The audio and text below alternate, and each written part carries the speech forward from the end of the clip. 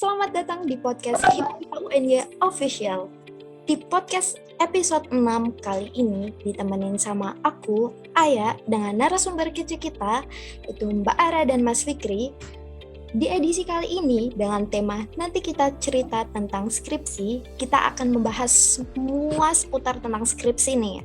Wah, udah gak sabar banget nih ya mau dengerin pengalaman dan cerita dari narasumber kita kali ini yang pastinya udah pernah menempuh tugas akhir. Langsung aja kita kenalan sama narasumber kece kita nih. Kita ke narasumber pertama yaitu Kak Fikri Nur Muhammad, biasa dipanggil Kak Fikri nih. Kak Fikri ini lulus dari Pendidikan IPA Universitas Negeri Yogyakarta dengan predikat cum laude nih. Yang menariknya adalah Kak Fikri melakukan penelitian research and development atau R&D yang bertujuan untuk mengembangkan produk LKPD atau lembar kerja peserta didik elektronik berbasis model discovery learning berbantuan Google Docs untuk meningkatkan higher order thinking skill atau HOTS siswa. Penelitian ini menghasilkan produk ELKBD yang mampu meningkatkan kemampuan HOTS siswa nih. Nah, ini tugas skripsi yang sangat menarik nih ya. Kita ke narasumber yang selanjutnya yaitu Kak Aneta Mutiara Azari atau biasa dipanggil Kak Ara.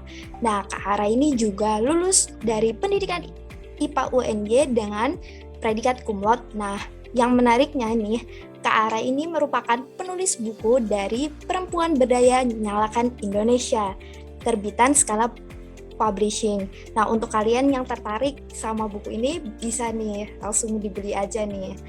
Langsung aja ke topiknya, yaitu tentang skripsi nih. Gimana nih, Kak? Menurut Kakak, kapan sih waktu yang tepat untuk menentukan judul skripsi? Kira-kira semester berapa ya, Kak? Mungkin bisa langsung dijawab oleh Kak Fikri dulu. Teman-teman tentu saja kuliah sudah melalui beberapa semester ya, dan di situ ada banyak mata kuliah yang dilalui.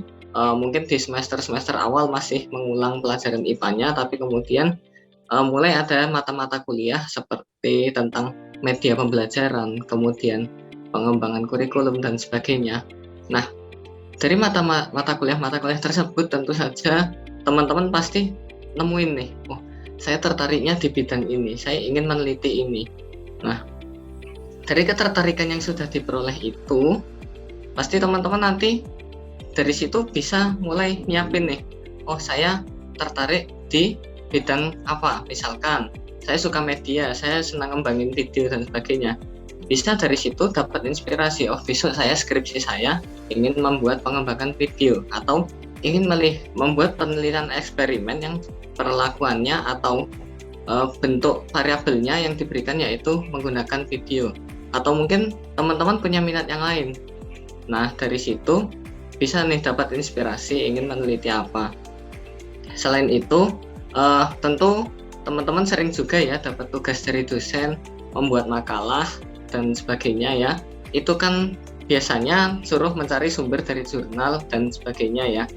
Nah, kenapa kok kita disuruh cari sumber dari jurnal? Salah satunya agar kita terbiasa membaca tulisan ilmiah ya. Dari situ, semakin kita banyak membaca tulisan ilmiah, kita bisa mulai menentukan, oh besok saya ingin penelitian yang seperti ini. Nah, dari awal sudah punya tema yang ingin diteliti, kemudian sudah punya gambaran, oh penelitian pendidikan itu kayak gini. Nah, nanti ketika teman-teman ketemu dengan mata kuliah metode penelitian dan statistika, di situ nanti sudah semakin mantap ingin meneliti apa, dan nanti ketika praktek kependidikan biasanya teman-teman mulai punya judul yang agak fix, yang sudah mulai bisa diterapkan dan untuk membuat proposal itu saat praktek kependidikan, karena nanti teman-teman akan diterjunkan ke sekolah dan bertemu dengan permasalahan yang ada di sekolah tersebut yang bisa diteliti. Mungkin itu kalau menurut saya skripsi. Jadi dari awal kita cari minat dulu, kemudian di akhir saat praktek mengajar sudah bisa menemukan judul yang tepat begitu. Oke, terima kasih Kak Fikri. Oke banget nih jawabannya. Sekarang kita lanjut ke Kak Ara nih ya. Menurut Kak Ara gimana nih ya? Sebelumnya ini aku disclaimer dulu ya, ini karena pengalaman pribadi aku. Jadi mungkin beberapa orang bisa beda juga, tapi aku kurang lebih setuju sama kayak yang Fikri bilang. Jadi dari pengalaman-pengalaman kita kuliah dengan ngikutin beberapa mata kuliah itu, kita bisa nge-explore kita tuh sukanya di bidang apa, terus bisanya di mana. Dulu sebenarnya kalau boleh jujur, aku dulu nggak pikiran kayak aku harus bikin skripsi segera nih, soalnya dulu kan kayak masih kepikirannya laprak, ngeproker, main sama temen, terus organisasi dan lain-lain. Itu tuh kayak nggak kepikiran sama sekali, aku harus bikin skripsi nih biar bisa lulus. Ya udah kan, akhirnya sadar kalau ternyata aku harus segera mikirin skripsi. Itu sebenarnya dari awal udah kepikiran sih, maksudnya aku tuh lulusnya itu gimana sih caranya. Kan kalau di pendidikan IPA kan harus ada tugas akhir ya, dan itu skripsi. Jadi dari situ kita bisa ngeliat selama ini kita ngejalanin kuliah itu paling suka tuh di matkul apa, nggak bisanya tuh di matkul apa. Kalau aku sendiri dulu paling senang itu matkul Pengmed, pengembangan media pembelajaran. Dulu aku ngerasa enjoy aja ngerjain itu, dan yang paling aku agak susah itu di matkul pengembangan kurikulum, Pengkur itu. Jadi dari aku misahin mana yang aku bisa, mana yang aku nggak bisa, dan aku jadi bisa nekanin kalau apa yang mau aku tekankan buat judul topik skripsiku nanti. Kan kalau di skripsi kan kita harus kayak spesialisasinya apa, kita harus pakai pendekatan apa, kebaruannya apa, dan lain-lain kan. Nah, dulu jujur pas semester awal-awal tuh aku masih bingung banget gimana cara membedain pendekatan, model, sintaks, dan lain-lain kan. Jadi kebetulan aku minatnya di media, jadi aku perdalam aja kalau di media itu gimana cara manfaat cara dan lain-lain. Jadinya kita fokus ke situ aja. Jadi kalau misalkan dari semester berapanya itu menurut aku seawal mungkin sih. Jadi selama kalian ngerti bisanya di mana, diperdalam aja di situ, sekaligus diperlengkap kayak dari statistikanya. Kita harus memperhatikan matkul itu biar kita bisa nyusun skripsi dengan baik. Terus ada juga metopen, mulai bikin judul. Jadi kita bisa ngembangin dari apa yang kita tahu, apa yang kita minat, jadi ke topik yang akan kita teliti gitu. Oke, makasih Kak Ara. Gimana nih teman-teman, pasti udah mulai ada kepikiran nih kira-kira kapan semester yang pas buat nentuin judul skripsi. Nah, kita ke pertanyaan selanjutnya nih, gimana persiapan kakak-kakak dalam menghadapi skripsi baik secara mental maupun fisik nih? Dari Kak Fikri dulu mungkin bisa? Ya, jadi skripsi itu tugas akhir ya. Kita tahu sebagai tugas akhir tentu saja banyak tantangannya, harus siap mental maupun fisik. Nah, kalau dari pengalaman saya sendiri ya, juga pengalaman teman-teman yang juga bercerita atau mengerjakan skripsi bersama saya, untuk persiapan mental ya, itu yang saya lihat banyak orang-orang mengalami itu adalah overthinking. Jadi ketika membayangkan skripsi, wah itu sebuah penelitian yang panjang, tugas akhir, ribet, harus cari data dan sebagainya. Kadang orang udah overthinking duluan nih, baru mau ngerjain skripsi udah kepikiran banyak, akhirnya nggak mulai-mulai. Pertama itu hindari overthinking ya. Memang banyak yang perlu dilakukan ya skripsi itu. Nah, itu kita pecah menjadi beberapa tahapan ya, yang mana tiap tahapan itu yang penting kita gimana dulu ngerjainnya. Ada juga yang mungkin terhambat jadi overthinking karena memang tipe orangnya perfeksionis ya, pengennya nggak ada kurang. Bagi yang teman-teman yang mungkin punya sifat perfeksionis, mungkin bisa agak dikurangi dulu sifatnya, karena yang namanya skripsi ya, itu kan masih pengalaman pertama kita penelitian, maka nggak ada skripsi yang sempurna ya, namanya aja masih pengalaman nyobain penelitian. Bahkan bagi teman-teman yang udah pernah masuk PIMNAS sekalipun, ya skripsinya tetap ada kekurangan kan ya, namanya karya manusia. Maka yang pertama jangan overthinking dulu. Nah, lalu kemudian juga ya kabari orang-orang dekat ya, keluarga, teman dekat, siapapun ya. Istilahnya kalau orang-orang itu bahasa kerennya support system gitu. Jadi kita mengerjakan skripsi tentu saja kita butuh dukungan ya dari teman-teman dekat, orang dekat. Mereka tidak hanya membantu mendoakan, tapi juga nanti ketika kita mengalami kesulitan, maka ada yang akan membantu, memberi dukungan dan sebagainya. Jadi silahkan kabari teman-teman dekat atau keluarga ya. Kemudian juga selain minta dukungan, cari teman ya. Besok kalau sudah akan skripsian, itu silahkan cari teman yang skripsinya itu mirip-mirip, ada mirip-miripnya ya.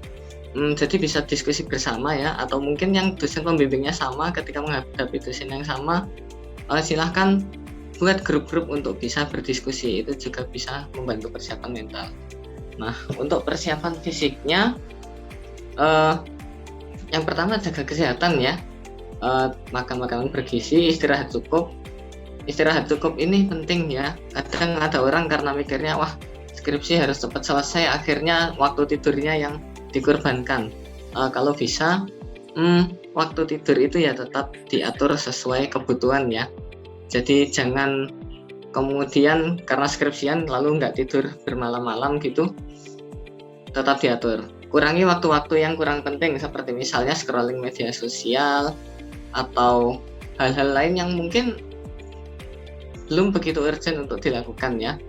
Jadi silahkan atur waktu, makan makanan sehat ya, itu mungkin cukup untuk persiapan fisiknya ya, karena skripsi ini penelitian. Dan ingat, skripsi itu kalau diibaratkan lomba lari itu seperti lomba maraton ya, bukan lomba sprint. Jadi lebih mengutamakan ketahanan kita dalam menjalani perjalanan yang panjang, bukan gimana kita bisa ngebut dalam waktu yang singkat. Mungkin itu kalau menurut saya persiapan mental dan fisiknya.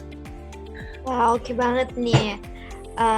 Kita lanjut nih ke Kak Ara. Gimana nih Kak Ara? Menurut Kak Ara, persiapan kakak dalam menghadapi skripsi, baik secara mental maupun fisik? Jadi yang pertama persiapan mental ya. Aku setuju sama Fikri tadi. Jadi kalau aku dulu sendiri pernah dengar salah satu cutting itu bilang intinya lulus itu ya yang penting tujuannya, kayak terserah kalau kita mau cepat-cepat ngelarin kewajiban kita ngerjain tugas akhir, tapi tapi ya dilihat juga kita itu tujuannya lulus itu mau apa kan.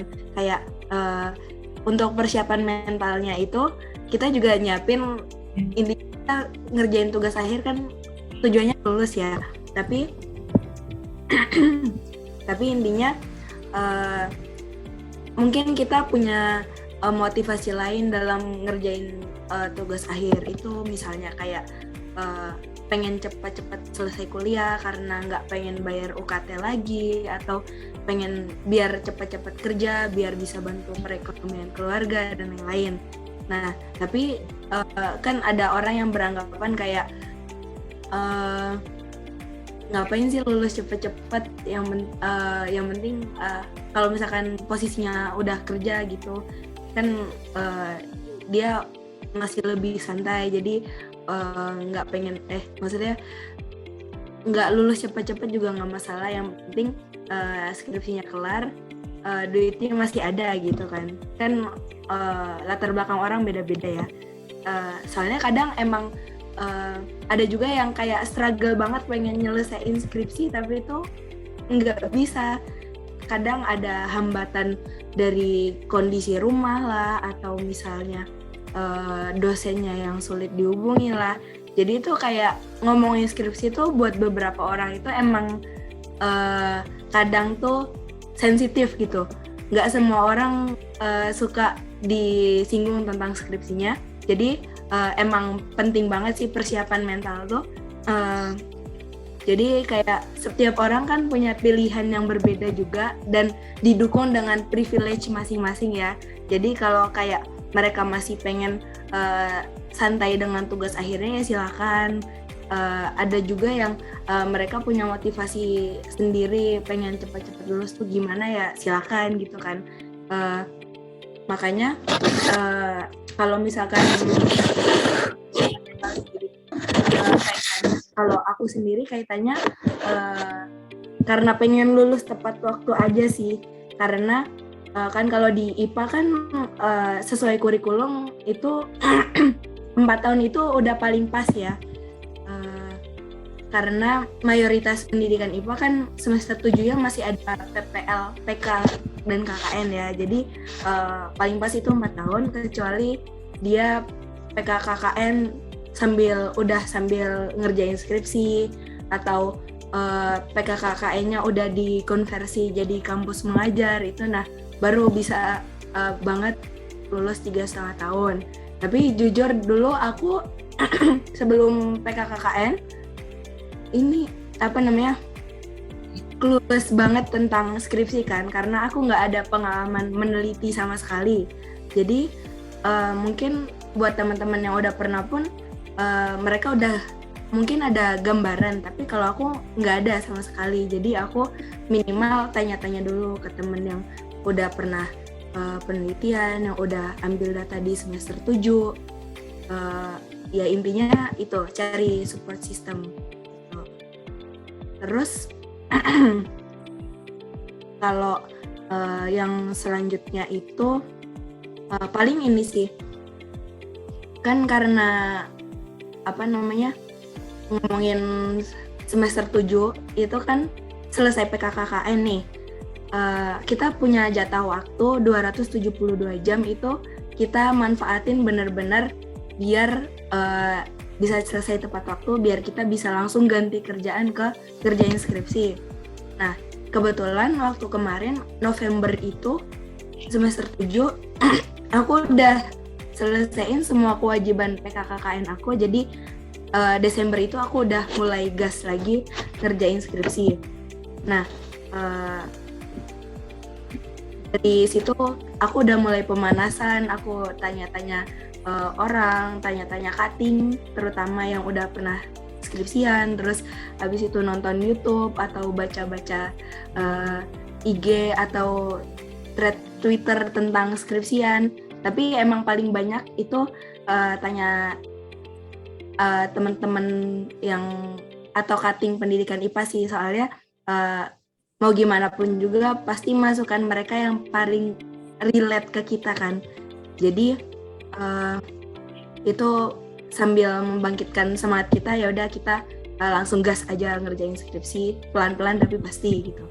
Terus kalau persiapan fisik itu juga penting sih, sama kayak yang Fikri bilang tadi ya. Jadi karena sebenarnya kalau pengalaman aku kemarin itu karena aku ngambil data Februari, itu kan zaman-zaman Omikron ya. Nah, waktu itu kemarin aku juga kena flu. Aku nggak tahu itu Omikron apa enggak, semoga enggak.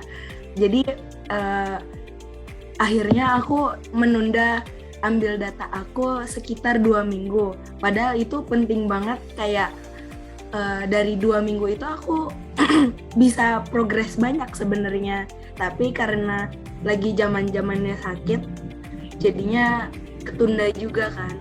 Ya udah akhirnya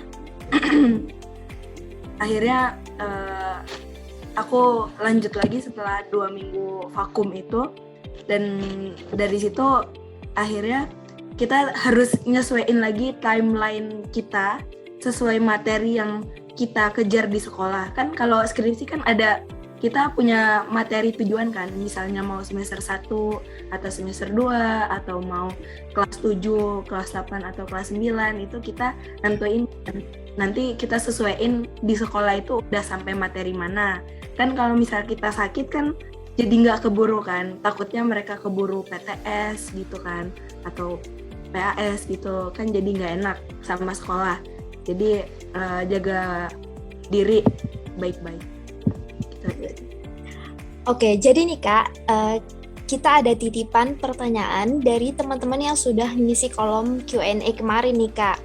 Nah, itu untuk pertanyaan yang pertama itu, info nih Kak, biar nggak mager saat skripsian. Nah, gimana tuh Kak?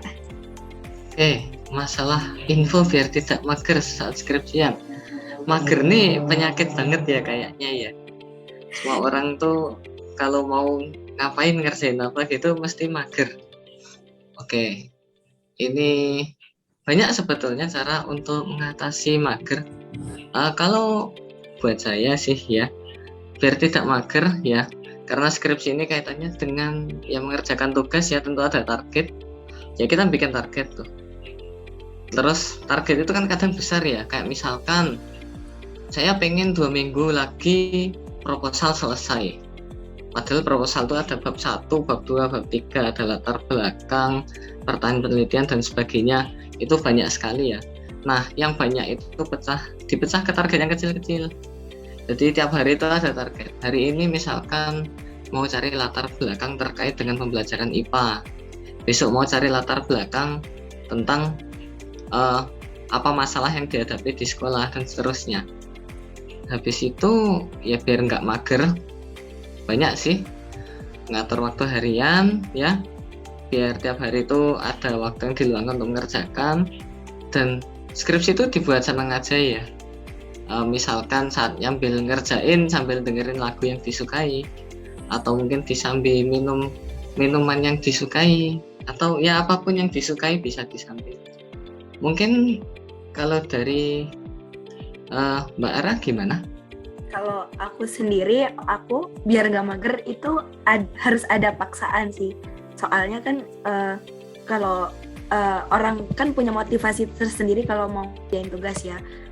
Kayak kalau misal dia tipenya perfeksionis, berarti dia pengen ngerjain sesuai ekspektasi dia pengen yang bagus dan gimana. Nah, kalau misalkan udah tahu kayak gitu ya berarti kita harus persiapan gimana caranya biar semua rencana kita itu sempurna.